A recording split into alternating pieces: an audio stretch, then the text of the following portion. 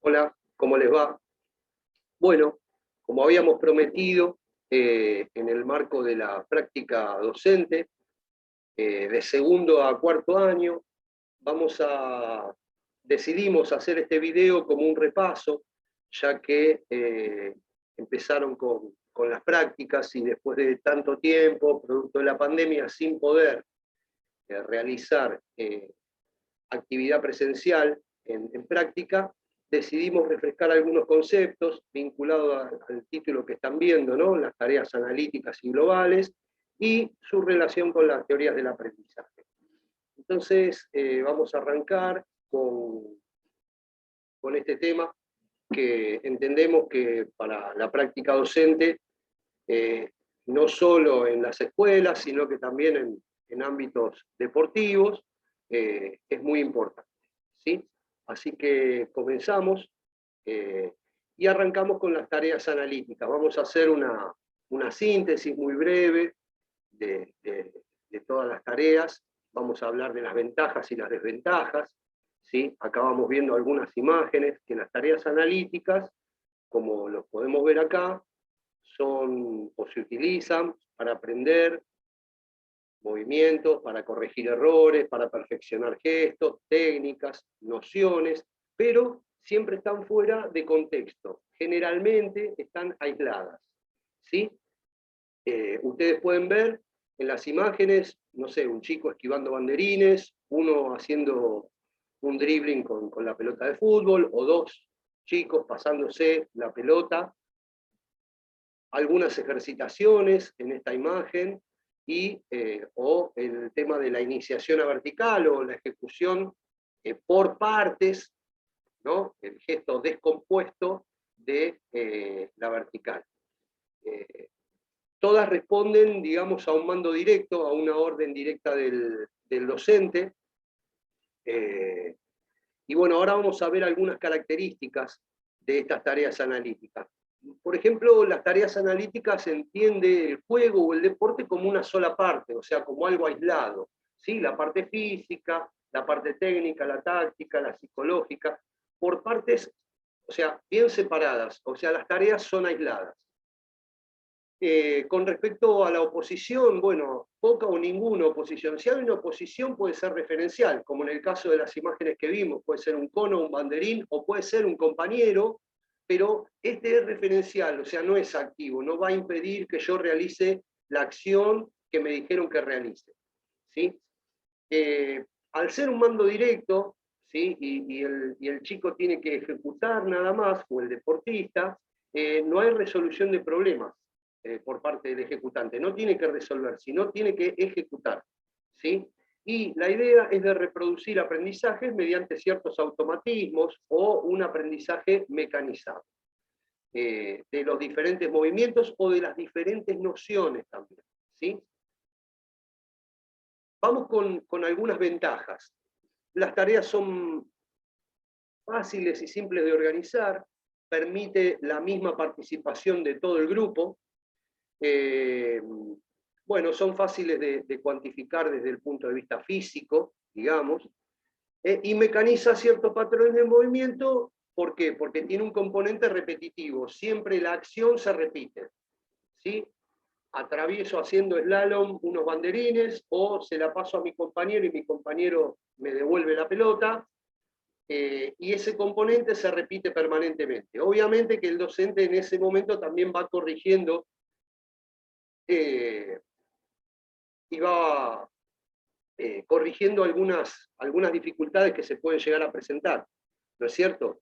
Esas serían las ventajas. Las desventajas es que, bueno, las separa de las diferentes partes del juego, en el caso de existir un juego, ¿no? En el caso de la gimnasia deportiva también, o en el caso de la gimnasia, separa o descontextualiza porque desglosa en partes. Esto no sé si es una desventaja, ¿no? En el caso de la gimnasia, pero bueno, no se centra en la esencia del juego, y obviamente que estas tareas analíticas aíslan totalmente el aspecto cognitivo, con lo cual dificulta, por ejemplo, el tema de la resolución de problemas, porque no hay una resolución de problema, o el problema yo ya lo conozco de antes y sé lo que tengo que hacer. ¿Está? Entonces, esa resolución de problemas se ve limitada o nula, ¿no? Al igual que la toma de decisión. Yo tengo que ejecutar un movimiento que me imparten, digamos. También limita a la creatividad como desventaja, ¿no es cierto?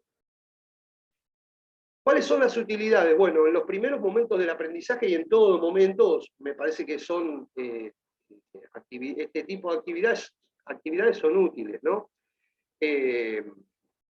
Siempre en algún momento de la formación esto va a ser necesario. Entonces, ejercitaciones que tienen cierto grado de dificultad y que necesitan los chicos o el deportista aprender, no viene mal aislar, no viene mal desglosar algunos movimientos para que los vaya aprendiendo. ¿Sí? Bueno, acá habla de otro momento que pueden ser trabajos físicos específicos, como aislados, como por ejemplo la fuerza en un gimnasio, o la estimulación de la resistencia corriendo y nada más, fuera de lo que es el contexto de juego, o sea, la aplicación de esa resistencia o de la aplicación de la fuerza en un contexto de juego. ¿Sí? Acá no aparece, pero bueno, es una de las utilidades, mejorar, por ejemplo, la fuerza de determinado grupo muscular que sí se utiliza después en el juego. ¿Está? Vamos a la incidencia que tiene la tarea analítica en determinadas cuestiones. Por ejemplo, en la capacidad de percepción es de mínimo a medio, porque se presentan en situaciones estables.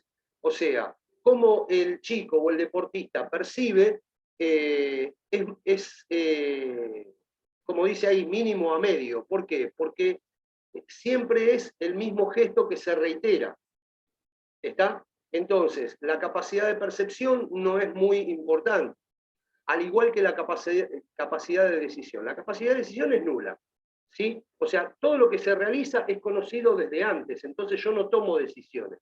¿Sí? Las decisiones las toma quien me imparte la ejecución de esa acción, por ejemplo. Entonces, no hay toma de decisión. Ahí me dicen, pasásela al de enfrente y el de enfrente me la devuelve. Ese tomá vos, dámela a mí, no tiene ninguna toma de decisión. ¿Sí? O sea, desde las nociones podré ajustar si tirar más fuerte o más despacio, y voy ajustando, pero ahí en realidad es ajustar una noción más que tomar una decisión.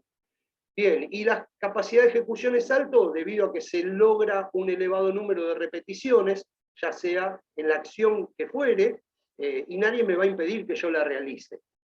¿Está? Entonces, la capacidad de ejecución es alta, siempre se realiza la ejecución y en lo posible completa. Entonces, esa sería la incidencia. Bien, vamos con las tareas analíticas. Las tareas analíticas, o sea, para continuar, en ocasiones se las asocia con el conductismo, ¿no? Porque como no hay toma de decisión, porque no hay elaboración de contenido propio, se las considera muy conductistas. Pero la pregunta es, ¿se puede ser constructivista realizando una tarea analítica? Nosotros entendemos que sí. Lo que pasa que para que esta tarea analítica deje de ser conductista, y acá sí lo relacionamos con las teorías del aprendizaje, lo que hay que tratar de realizar con el chico y con el deportista es un descubrimiento guiado, ¿sí? O sea, planteando respuestas únicas hacia como dice aquí, un planteamiento convergente. Lo pongo en un ejemplo. Acá está el ejemplo de la imagen, que es darle opciones al chico. Por ejemplo, en el caso de la imagen que estamos viendo, chicos, probemos lanzar de esta manera, como lo vemos en la imagen, o probemos lanzar con el brazo debajo del hombro. ¿De qué manera se va a lanzar mejor? ¿O de qué manera vamos a ser precisos? Seguramente la respuesta va a ser como la vemos en la imagen, con el antebrazo y la mano por sobre el hombro. ¿Sí? Ese es un planteamiento convergente. Y ese descubrimiento guiado a partir de una, dos o tres opciones que le damos de lanzamiento, va a llegar a ese descubrimiento, pero a partir de la guía del docente.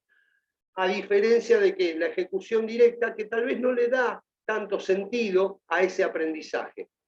A través del descubrimiento guiado, por ejemplo, en la vertical, chicos, si apoyamos cerca y apoyamos lejos, ¿cómo vamos a subir más fácil? Seguramente van a responder apoyando las manos cerca, ¿sí? Que apoyándolas lejos. ¿Por qué? Porque podemos subir más fácil, podemos hacer más fuerza, etcétera, etcétera.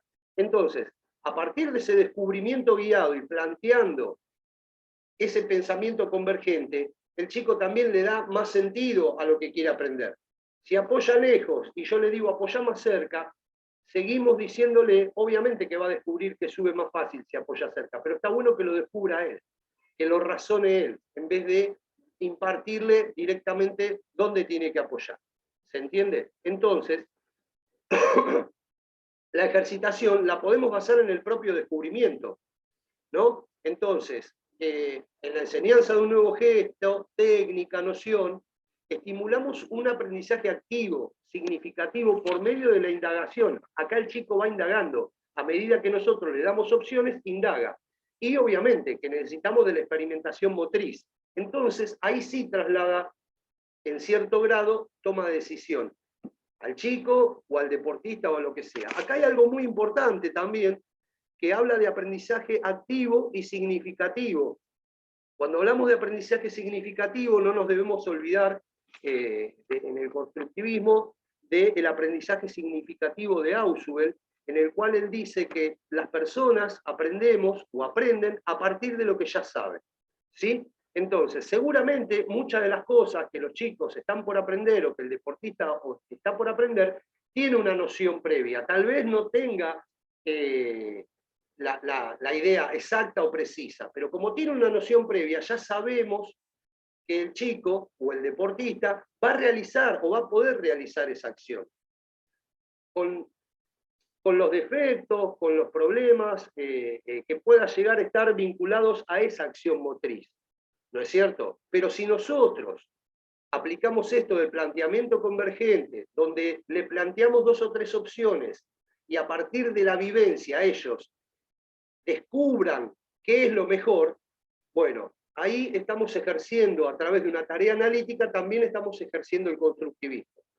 Entendamos que el aprendizaje se construye, ¿sí? En general se construye, y me parece a mí mucho mejor que impartirlo directamente, mando directo, lo hacemos porque sí. Bien, espero que haya quedado claro. Vamos con las tareas globales.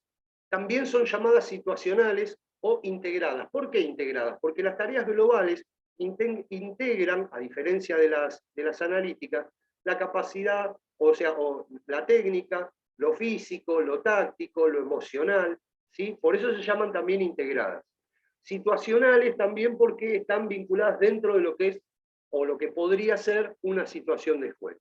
Entonces acá vemos, por ejemplo, en la imagen un 1 contra 1, o vemos chicos jugando una toma de la bandera o una mancha, ¿sí? Por poner algunos ejemplos, o jugando a un juego de pases, un juego en el caso de fútbol, un juego reducido, ¿no es cierto? Entonces se utilizan también para aprender gestos, técnicas, nociones, resolución de problemas. Ahora agregamos la resolución de problemas, le agregamos la toma de decisión. Y siempre dentro de un contexto, que en este caso sería el contexto de juego, ¿no es cierto? ¿Por qué? Cuando nosotros hacemos una tarea analítica y estamos pasándonos la pelota, tomá la vos, dámela a mí, o estamos esquivando unos conitos, después, a la hora de jugar, la realidad de ese juego cambia, entonces cambia el gesto. ¿Por qué? Porque aparece algo muy importante que ahora lo vamos a ver, que es el oponente, ¿no es cierto? Pero esa realidad va a cambiar. Entonces, ese gesto técnico se aplica en una dimensión real de juego. Eso no quiere decir que la tarea analítica no deba hacerla, porque después el cerebro guarda ese patrón motor e intenta aplicarlo. Lo que pasa es que ahora lo tiene que resolver en una situación de juego, con lo cual esa situación obviamente hace que también cambie ese patrón de juego y me quede guardado en mi memoria. ¿Sí? Bien, continúo. Vamos a las características. Introduce progresivamente la opción del oponente, ¿sí? introduce la acción y el gesto en una fase de juego. ¿Está? Entonces, la acción motora o el gesto aparece lo que es dentro del juego. Cuando decimos que aparece también la noción del oponente, en este caso el oponente deja de ser referencial y pasa a ser un componente activo del juego. ¿Por qué? Porque va a tratar de impedirme que yo, por ejemplo, realice ese pase. O, por ejemplo, si yo estoy llevando la pelota y estoy esquivando, bueno, el oponente va a tratar de quitármela, ya no es un cono el oponente, no es una referencia, es alguien que va a impedir que yo lo haga en el caso del ejemplo que estoy dando, de un juego, ¿no? Entonces, bueno, se realiza en situaciones próximas al juego o a la competición. Bueno, la evaluación también se evalúa otra cosa, ¿no? Durante el juego, cómo aplica ese gesto, pero también se evalúan muchas otras cosas, ¿no? La toma de decisión, la creatividad, la resolución de problemas, o sea, entra dentro de lo que es lo cognitivo, ¿no es cierto? Establece nuevas normas a partir de la mejora. ¿Qué quiere decir? Vos arrancaste con un juego y a medida que van evolucionando también vas cambiando las normas y las reglas. No solo para hacerlo más complejo porque están en condiciones de hacerlo, o también para producirle lo que podemos decir un caos. ¿Sí? A ver cómo resolvés esta situación inesperada, ¿no? Que igual en el juego siempre se dan situaciones inesperadas. Y bueno, a diferencia de las tareas analíticas, que se preocupa mucho por la técnica, esto va de la técnica a la táctica, o sea, obviamente que se preocupa por el gesto técnico, pero también necesita del componente táctico. ¿Sí? Perdón, dije de la técnica a la táctica, no, va de la táctica a la técnica. ¿Está? ¿Por qué? Porque está centrado mucho en la resolución de problemas. Vamos a las ventajas. Se trabaja simultáneamente, como dijimos antes, aspectos técnicos, tácticos, físicos, emocionales, al igual que las nociones, por eso también se las llama situacionales o integradas. Al incluir todos los elementos del juego, la mejora obtenida en la clase o en el entrenamiento se ve rápidamente. Y esto, a medida que vamos aplicando o vamos jugando, bueno, el chico se va familiarizando con los gestos aprendidos y va resolviendo con mayor facilidad. ¿Sí? ¿Por qué? Porque incorpora lo cognitivo en su totalidad, cosa que en la tarea analítica lo cognitivo no aparece. Entonces ayuda a pensar, a resolver y también a resolver situaciones de manera creativa, porque no todos resuelven de la misma manera, con lo cual también fomenta la creatividad. ¿Sí? Las desventajas es que presenta un nivel inferior de concreción en el aspecto técnico, por dos motivos. En primer lugar, porque tal vez en el juego alguien me va a impedir que yo realice determinada acción. Y por otra parte, también cuando uno está aprendiendo un gesto y después lo aplica a un juego, se producen ciertas interferencias mentales o cerebrales. ¿Por qué? Porque tengo un montón de estímulos, tengo un montón de decisiones para tomar, y para colmo tengo a alguien que me intenta impedir que yo realice las acciones que quiero realizar. Entonces el nivel de concreción en el aspecto técnico es un poquito más bajo, hasta que, bueno, en la medida que vaya jugando y vaya evolucionando en el juego, esto le va a costar menos, pero esa es una de las desventajas. Bueno, la utilidad en todos los momentos del aprendizaje, no solamente al inicio, es fundamental este tipo de actividades globales como el juego, ¿no? ¿Por qué? Porque integra aspectos cognitivos, físicos, técnicos, emocionales en una sola actividad, ¿sí? Y también incorpora valores, como por ejemplo en el caso de los juegos cooperativos, que ya sabrán de qué se trata, ¿no? Bueno, la resolución de problemas, la creatividad y toma de decisiones es un parámetro también que hace recurrir a este tipo de estrategias. Porque yo lo aprendido lo tengo que aplicar. Lo tengo que aplicar en una situación, ya sea de juego, o ya sea una situación cotidiana, o una situación, problema, planteada en una clase. ¿No es cierto? O sea, no necesariamente todo es juego, pero sí con todo se puede jugar. Entonces, este tipo de estrategias son muy importantes, las tareas, o sea, la estrategia global. Y obviamente que es fundamental el juego en todas las etapas, ¿no es cierto? Vamos a la incidencia. Bueno, con respecto a la capacidad de percepción, bueno, es máxima, ¿no? Las situaciones y acciones que se van a presentar en el juego son imprevisibles. Puede haber un grado de anticipación en determinados juegos si tenemos experiencia o si el chico o el deportista tiene ya cierto grado de experiencia en determinados juegos, ¿sí? O deportes. Pero también se necesita percibir rápido, por eso la capacidad de percepción es máxima. ¿Por qué? Porque las situaciones son muy cambiantes y hay que tomar muchas decisiones, tengo que resolver muchos problemas. ¿Qué hago? ¿Se la paso a mi compañero? ¿Lo eludo? ¿Tiro al arco? ¿Lanzo? ¿Qué hago? Bueno, y obviamente el oponente también va a intentar impedir que yo realice esa acción, que es otro estímulo más al grado de toma de decisión y al grado de percepción, ¿no? Bueno, como decíamos, la capacidad de toma de decisiones máxima, ¿no? Aparte de las situaciones se van modificando y estimula la capacidad de percepción, bueno, a partir de que estimula la capacidad de percepción, también va a estimular el tema de la toma de decisión. Cada situación requiere de un nuevo análisis, ¿sí? Para decidir correctamente. No siempre se resuelve correctamente, pero bueno, porque hay infinidad de situaciones, entre ellas el oponente. Y la capacidad de ejecución es medio, o sea, debido a que se realizan más de una acción. ¿Sí? A veces la acción que como objetivo nos planteamos como docentes, supongamos que es un pase, a veces no estamos en poder de la pelota para realizar un pase, pero se pueden evaluar otras cosas, ¿sí? Desplazamientos, etc. Pero bueno, debido a que se realizan más acciones que las propiamente el objetivo de juego, este mecanismo, digamos, es solicitado de forma más dispersa y aparte, como dijimos antes, se producen ciertas interrupciones que impiden, no solo por el adversario, sino desde lo mental.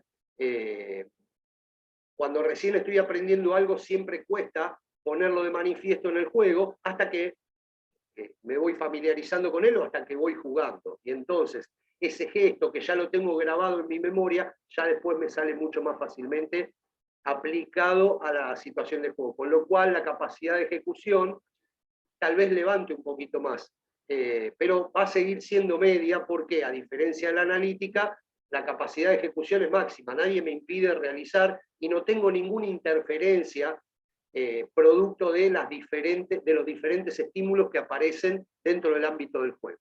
¿Sí? Bien. Ahora vamos a nombrar la práctica mixta, ¿no es cierto? Que la práctica mixta consta de lo siguiente. Nosotros tenemos una tarea analítica, la que ustedes elijan, y esa tarea analítica después la puedo llevar a una tarea global. Ya sabemos que la tarea analítica, si nosotros a través del descubrimiento guiado puedo estar ejerciendo el constructivismo o una actitud constructiva para después llevarla a una tarea global. ¿No es cierto? Pero también puedo arrancar con una tarea global y descontextualizarla y llevarla a una tarea analítica, ¿no? En el juego yo veo alguna deficiencia, vuelvo hacia atrás o vuelvo, digamos, a practicar determinados gestos para que después pueda mejorar la tarea global que vi que tenía alguna deficiencia, por ejemplo. ¿Sí? Entonces, esta sería la práctica mixta. Y lo interesante de esto es tomar lo mejor o lo más interesante que tengan las ventajas de la tarea analítica más las ventajas de la tarea global para jugar con esto y realizar esa práctica mixta que muchas veces se hace en las escuelas o en los clubes, pero generalmente se va de lo analítico a lo global. Pocas veces se hace al revés, se va de lo global a lo analítico. ¿Sí? Muchas veces también dependerá de cómo se sienta el docente, cómo vea cómo está el grupo, también dependerá del grupo. No es lo mismo hacerlo con chiquitos, este tipo de prácticas, todas y cada una de ellas, las analíticas, las globales, o en este caso la práctica mixta, no será lo mismo hacerlo con sala de 3 que con sala de 5, que con séptimo grado o con un chico de 17 años. ¿No es cierto? Entonces, se puede probar a hacerlo con todas las edades, pero bueno, cada uno sabrá en qué momento podrá aplicarlo. Insisto, generalmente se hace de lo analítico a lo global, pero no estaría mal también realizar una tarea global y llevarla a la tarea analítica. ¿Está? Bien. Entonces, vamos a relacionar todas estas tareas analíticas, globales, a los modelos. ¿Sí? Conocemos el modelo conductista, que básicamente está vinculado a la ejecución analítica, y lo que requiere es un mecanismo de ejecución. Ya lo hemos hablado, solamente un mecanismo de ejecución.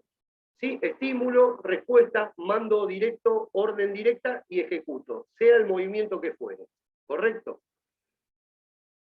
Cuando hay una corrección en el modelo conductista, la corrección no se piensa, no la piensa el alumno, sino que la resuelve el docente diciéndole apoya más cerca, apoya más lejos, levanta más el brazo, cambia la posición del cuerpo, por ejemplo. ¿No es cierto? Vamos al modelo, a grandes rasgos no vamos a profundizar en las diferentes teorías del aprendizaje, porque esto ya lo entendemos que ya lo saben, ya lo hemos visto, y lo han visto también en otras materias. Vamos a la práctica constructivista o al modelo constructivista. Bueno, encierra las dos ejecuciones. La tarea analítica, como dijimos antes, si nosotros aplicamos un descubrimiento guiado, un pensamiento convergente, y la tarea global. Y obviamente que existe un mecanismo de ejecución, porque también tiene interés, porque el modelo constructivista, la ejercitación o la tarea o el gesto o la noción se realice bien, pero también incorpora lo que es la toma de decisión, a veces de manera contextualizada, a veces no. Ya vamos a ver un ejemplo de eso, cómo a veces se puede contextualizar y a veces no. Y después tenemos el paradigma de la complejidad o pensamiento complejo, en el cual también vamos a ver esto, propicia una ejecución global, después una analítica y una global ya más jerarquizada, o analítica o global, y después la global jerarquizada, que ya vamos a ver, lo vamos a ver a modo de ejemplo. Y existe obviamente el mecanismo de ejecución, ¿sí? Pero aparece la toma de decisión según el contexto. O sea, el paradigma de la complejidad siempre agrega lo que es el contexto. ¿Sí? Entonces, acá tenemos tres modelos. No me olvido de la teoría de la Gestalt, ya vamos a hablar de ella, no la vamos a dejar sola, pero lo vamos a hablar ahora, en un ratito. Vamos con el conductismo, rápidamente, lo que promueve o lo que se entiende como que tiene que haber un hábito motriz, pero fuera de contexto, aislado de la realidad del juego, ¿no es cierto? La clave es la reiteración estereotipada de movimientos, como lo podemos ver en la imagen, o como lo podemos ver en esta imagen, que no cambia, siempre es lo mismo, hay una orden directa, lo explicamos y el chico tiene que ejecutar, corregimos errores, pero que surgen de nuestra observación, ¿sí? Lo mismo en el caso de un desplazamiento, ¿no? Porque estamos viendo de zigzag o cambios de dirección, siempre son los mismos, no cambian, o sea que los parámetros motrices, espaciales y temporales se repiten exactamente igual. Vamos a suponer que nosotros decidimos cambiar la distancia de los conos. Bueno, cuando lo tengamos que repetir es siempre lo mismo, ¿sí? Vamos a suponer que queremos alejar a los chicos que se pasan la pelota. Bueno, cambiará la distancia, pero después el patrón motriz, espacial y temporal es el mismo. ¿No es cierto? En el caso de la vertical, o en este caso de una iniciación a vertical, lo mismo. El parámetro motriz no cambia. Puede cambiar en el caso de un cambio de dirección, si yo pongo un conito más cerca, otro más lejos, pero después cuando lo tengo que repetir, realizo la misma acción, y es una acción predeterminada. ¿Sí? Entonces ya se sabe lo que voy a hacer, o ya se sabe lo que va a pasar. ¿Está? Bien. Constructivismo.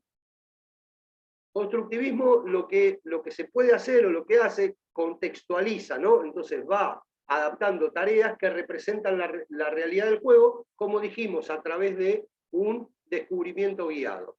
¿Sí?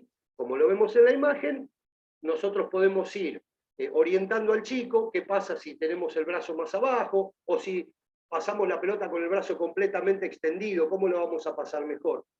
con el brazo ahí, con el brazo extendido o con el brazo abajo. Bueno, eso tendremos que llegar al pensamiento convergente y a ese descubrimiento guiado para darle más sentido al aprendizaje de esta técnica, por ejemplo. Y después lo contextualiza, ya sea con un partido o con un juego, ¿sí? Vinculado a eso que estoy aprendiendo. Pero también lo que hace es descontextualizar, que acá tiene mucho que ver la práctica mixta, ¿no? Descontextualizar, ir adaptando tareas para aislarlas de la realidad del juego.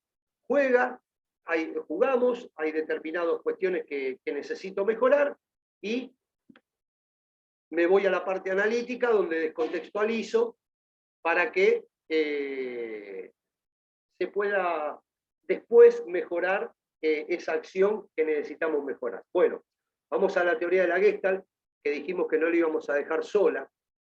La teoría de la Gestalt estudia principalmente la percepción, o sea, lo que se percibe, obviamente que también incluye el aprendizaje, ¿no? Pero, por ejemplo, a diferencia del constructivismo, si bien es parte del modelo constructivista, no considera, por ejemplo, el tema del ensayo y error, como si el constructivismo, ¿no? Considera que hay una reestructuración de lo que uno percibe y entonces uno resuelve correctamente. No es que a partir del ensayo-error se mejora. Eso es lo que entiende la teoría de la Gestalt. O sea, el aprendizaje se da a partir de lo que conocemos como insight, que es una comprensión súbita y profunda. Uno en su cabeza, en su cerebro, tiene en su memoria cierto bagaje de movimientos, o tiene incorporados ciertos patrones motores, bueno, que después lo pone de manifiesto.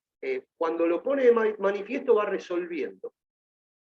Supongamos que en una práctica deportiva o en una clase pasa esto, que yo tengo que resolver. Bueno, la teoría de la Gestalt considera que esa resolución de problemas, que a veces se puede repetir, es una comprensión súbita, no es producto de ensayo y error de experiencias anteriores. ¿Sí?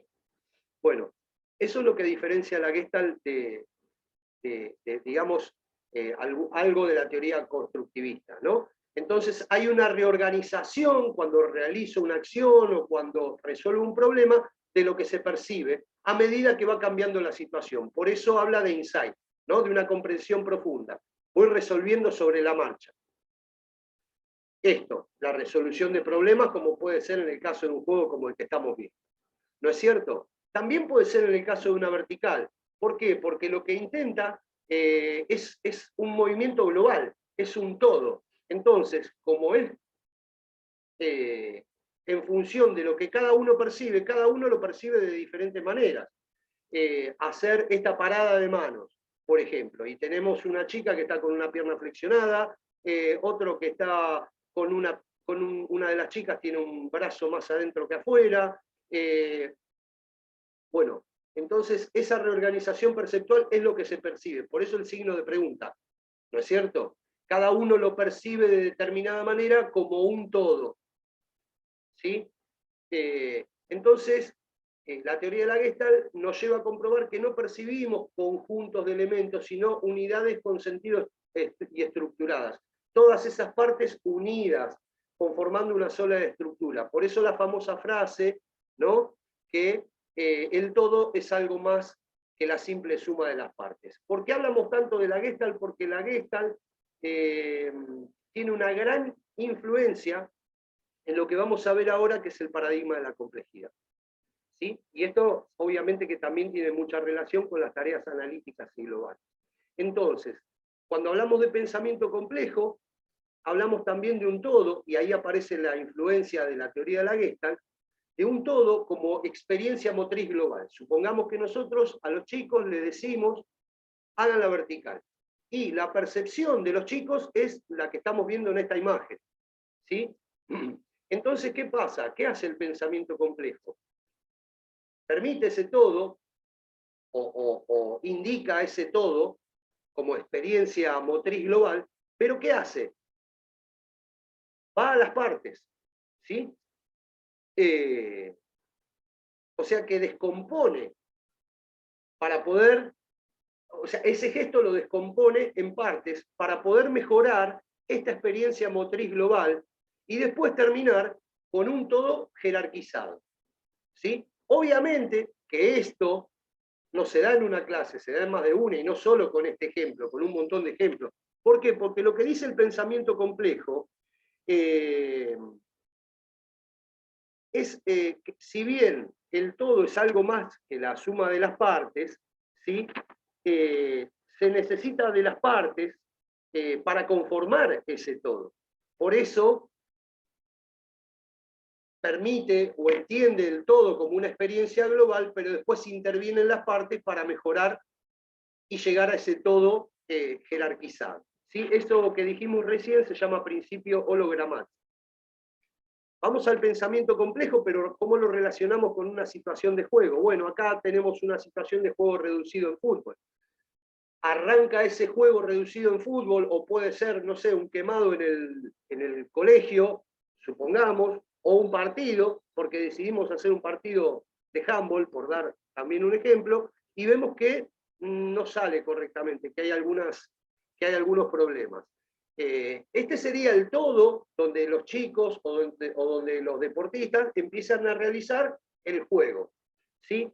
Paramos el juego, o después de hacer el juego, empezamos a intervenir en las partes. Una de ellas puede ser una ejecución analítica, ¿sí? Como ser, necesitamos mejorar el pase, la precisión, etc.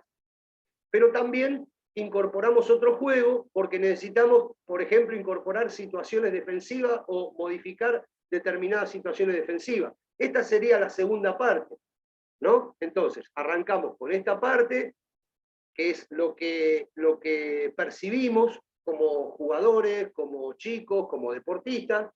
Vamos a la parte, vivenciamos diferentes partes para mejorar ese todo, y ese todo supuestamente a través del tiempo debería terminar como un todo jerarquizado. ¿Sí? Es esencial en el pensamiento complejo este principio que se llama retroactivo, que es una causa actúa sobre un efecto y a su vez sobre la causa. Bueno, entonces, a través de la resolución de problemas, esto es muy importante, que esto tiene que ver con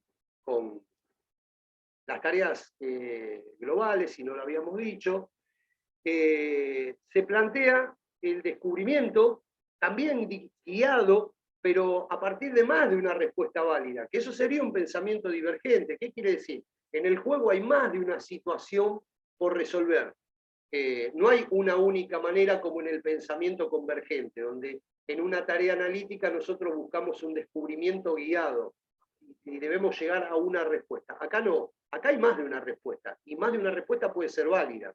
Entonces podemos parar la situación de juego o ese juego y empezar a plantear al jugador o hacerle ver las opciones, o que él descubra las opciones que tiene, ¿sí?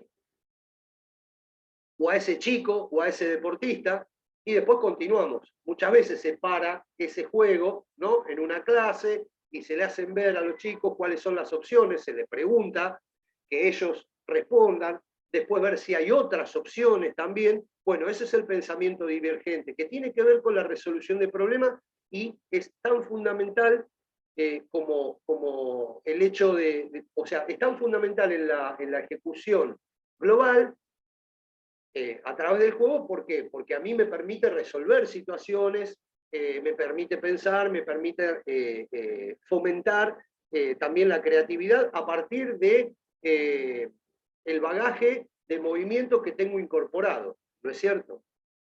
Bien. A partir de esto también entendemos que hay principios, y que muchas veces en el profesorado hablamos o les decimos a ustedes de lo fácil a lo difícil, de lo simple a lo complejo, de lo concreto a lo abstracto, etcétera, etcétera. Pero fundamentalmente escuchamos de lo simple a lo complejo, ¿no es cierto? ¿Y qué sería de lo simple a lo complejo? Supongamos, acá voy a poner un ejemplo para ir variando los ejemplos y que no sean siempre los mismos. Tenemos un deportista que empieza a hacer un gesto técnico con una barra, ¿no es cierto? Y empieza a levantar esta barra.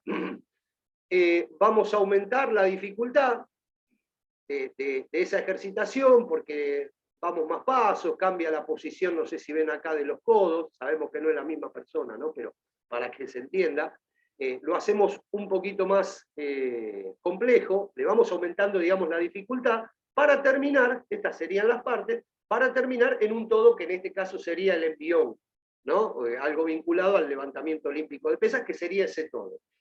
¿No es cierto? Esto sería de lo simple a lo complejo, ¿no es cierto? Que no necesariamente esto, que por más que sea simple, puede ser fácil. No sé si es tan fácil. A veces hablamos de lo fácil a lo difícil, y yo no sé si esto es tan fácil. Habrá que ver, ¿no?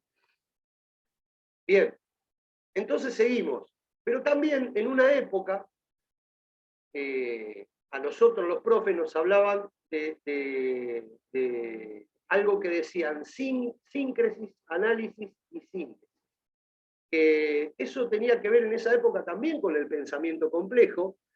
Hoy se le dice de lo complejo a lo complejo. ¿Y qué significa esto? Acá vemos un todo en ese mismo deportista, como vimos en el ejemplo anterior, que es la experiencia motriz que tiene ese deportista. Bueno, levanta la pesa de determinada manera, como conoce, como sabe. Por eso la imagen es difusa, ¿sí? ¿Por qué? Porque a partir de lo que vemos nosotros, empezamos a intervenir en las partes, ¿no es cierto? Y al intervenir en las partes, y a través también del descubrimiento guiado, el deportista entiende qué es lo que tiene que mejorar. Si nosotros empezamos por acá, tal vez no sabe qué es lo que tiene que mejorar, ¿sí? Empezamos a decirle, hace esto, hace lo otro y hace lo otro. Bueno, acá tenemos la ejecución global, que es la experiencia motriz del deportista. Al intervenir en la parte y explicarle, o que él descubra, ¿no? A través de ese descubrimiento guiado, qué es lo que tiene que hacer, o qué es lo mejor que tiene que hacer, cuando intervenimos, ¿no? A partir de la experiencia motriz previa, le damos más sentido a la actividad, ¿sí? Porque el ejecutante, en este caso el deportista, va a entender o va a comprender tal vez para qué lo está haciendo, para qué está haciendo esta descomposición de partes. Y si llegar, ojalá que así sea, a un todo jerarquizado, ¿no? Esta experiencia jerarquizada, obviamente después se puede seguir mejorando y se puede seguir interviniendo en las partes, ¿no es cierto? Entonces, como dijimos antes, algo que me había olvidado, de lo simple a lo complejo, voy a volver hacia atrás. No siempre, en el constructivismo, por más que hagamos un descubrimiento guiado, esto va a ser dentro de un contexto, ¿sí? A veces no es dentro de un contexto, a diferencia del paradigma de la complejidad. Si hablamos de constructivismo, en este caso, o en ejemplos como este, no siempre, en el caso de lo simple a lo complejo, estamos realizando actividades dentro de un contexto, ¿sí? Por eso quise volver para atrás para que se entienda. Bien, ahora continuamos con opciones. Y esto es un ejercicio que les dejamos a ustedes, ¿sí? Acá tenemos 1, 2 y 3 como una opción, estos serían pasos, ¿no? Esta sería una opción, la de abajo sería otra opción, con los mismos ejercicios, y ustedes, este es el ejercicio que deberían hacer ustedes, si no, no seríamos constructivistas, y entonces no les estaríamos diciendo qué es cada cosa. Ustedes tienen que identificar, o traten de identificar, a qué paradigma pertenece, o a qué modelo pertenece. Si es conductista, constructivista, si está vinculado al pensamiento complejo. Acá tenemos una opción, ¿no? Un quemado, me parece que es.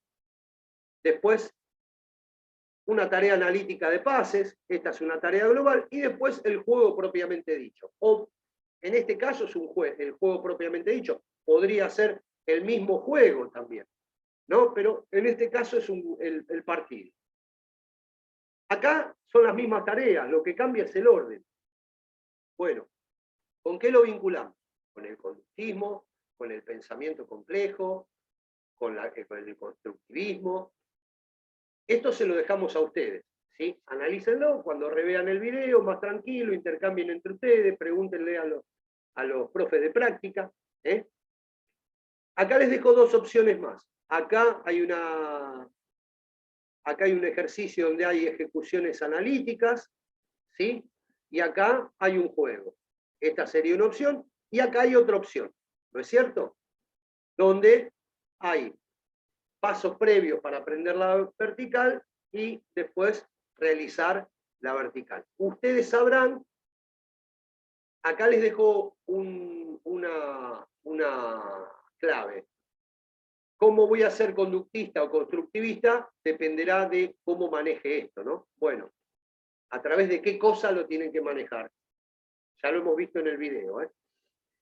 Y una última opción, que acá les dejo con una tarea o con una actividad más cerrada, como es el caso de la vertical o el dominio del cuerpo en el espacio, parada de mano, etc. Bien, ya vamos terminando. Estas son las opciones que ustedes van a tener que analizar y van a tener que identificar a qué pertenece, ¿sí?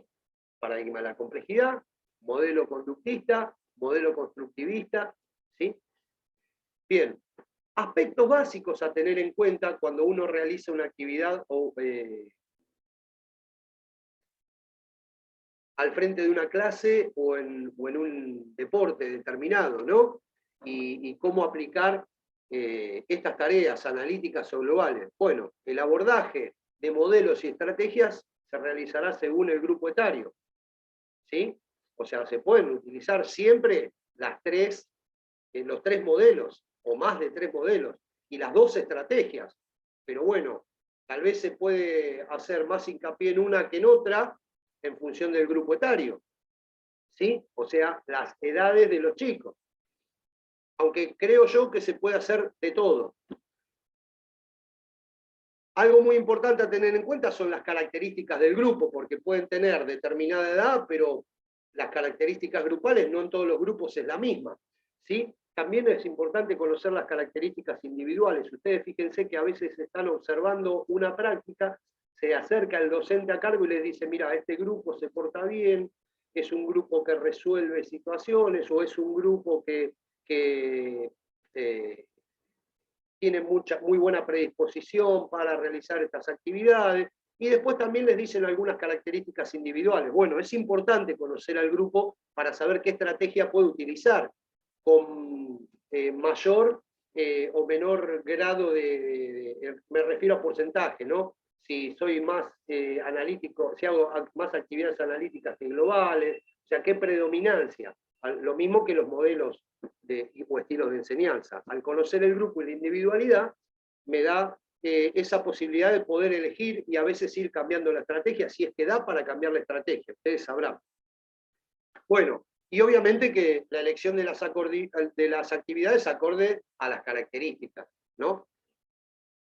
Bien, vamos a las conclusiones y terminando.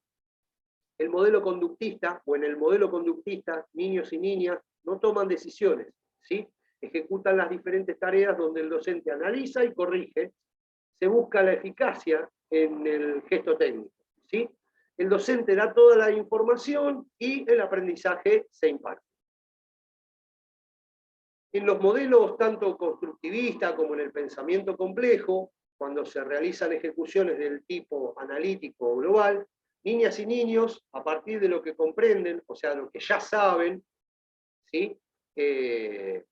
Y perciben, responden, resuelven, toman decisiones en función de las diferentes instancias que el docente le plantea. Recuerden que las 2 tareas se pueden hacer siendo en un modelo constructivista o en un modelo vinculado al pensamiento complejo, tanto las analíticas como las globales.